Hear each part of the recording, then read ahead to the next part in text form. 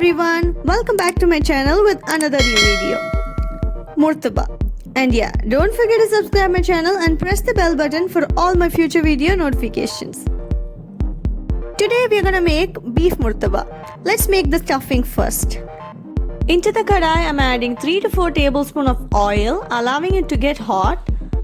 Into that I'm adding 4 medium-sized onion which is finely chopped. Also adding the masalas.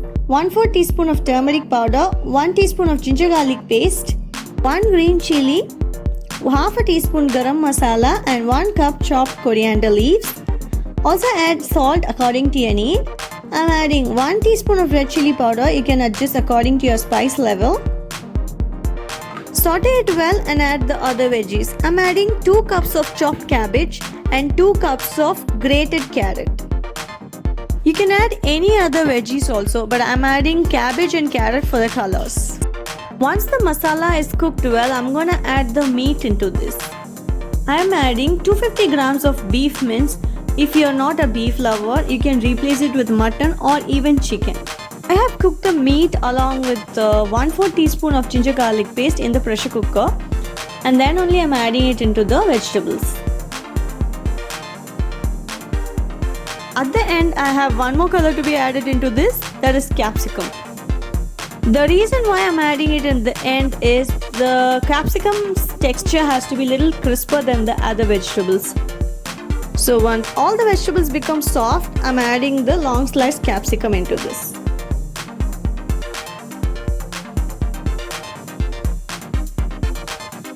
That's all, the stuffing is done. Let's move on to wrapping stage.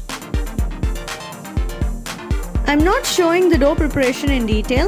You can definitely check the description box for the ingredients and the measurements. So I'm dividing the dough into 4 equal portions, rolling it into a dough, and I'm gonna thinly flatten it as much as possible. I'm gonna thin it as much as possible. You can either dust it with the flour or use oil for rolling it thin. Your murtaba is going to be really crispy only when you roll it the thinnest as possible. When you finish rolling the dough, you must be able to see through the rolled dough. So yeah, into this I'm going to place the stuffing at the center, and I'm going to wrap it into a rectangular shape or a square shape. Make sure you do not overstuff it, otherwise it might tend to come out while you're cooking it. I'm using the maida water paste to seal the murtaba. Maida water paste is nothing but we just have to mix maida with water into a thick paste. Do fold it without much damage. If you feel making murtaba is a very long process and this cannot happen on an everyday basis for a busy going people, you can even make this during your weekends and freeze it. You can freeze it up to 1 month in the freezer, and you can take it out and cook. What you have to do is you have to wrap it without any coating. You just have to half cook it and freeze it up to 1 month. I shall show you now how to half cook it, at what stage you can take it out and freeze it. Cook one side for not more than 30 seconds. Yeah, that is the color you will get, and the other side will be done the same way. Just take it out from the tawa, cool it down completely, get it into a Ziploc bag or an airtight container and freeze it. That's all.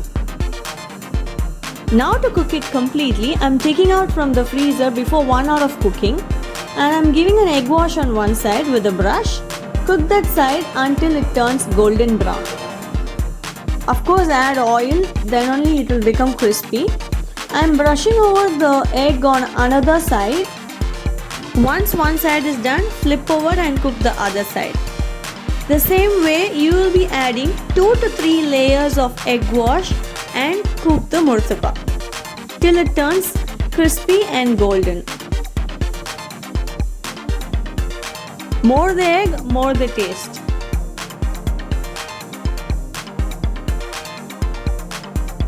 Make sure to cook completely on all the sides.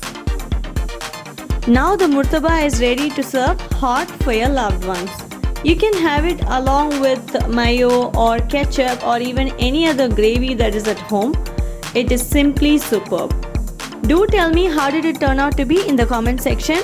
Thank you so much for watching. Like, share and subscribe the channel. Thank you.